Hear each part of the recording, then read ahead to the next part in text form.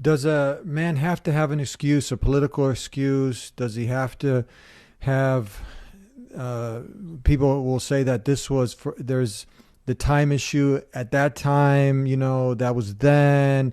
There was men going to wars, and it's not the same. And then some people come up and say, okay, no, this ayah is actually talking about the orphans. And then you also have people saying that, look, this is going to break up the homes and the families. What do you say to that? Okay, first of all, the time argument is flawed. There's never such a thing as a time argument when it comes to Islam. And why? If it would be just something like, okay, the clothing that was part of the Arabs, you know what I mean? Like a certain thing. Then you can say, okay, this was part of their culture and we're in a different culture and fine.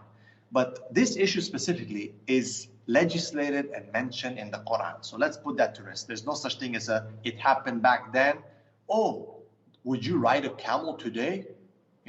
People come up with those kind of silly arguments, right? The Prophet ﷺ rode a camel. Are you going to ride a camel today, huh? You want to do the same thing? Come on, man. I mean, subhanAllah, other than Allah subhanahu wa ta'ala telling us to look at the way the camel is created, Allah doesn't legislate issues on the camel. But Allah legislates issues around polygyny. That's number one.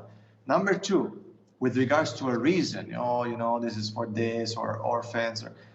Look, no doubt that Islam has a reason for everything.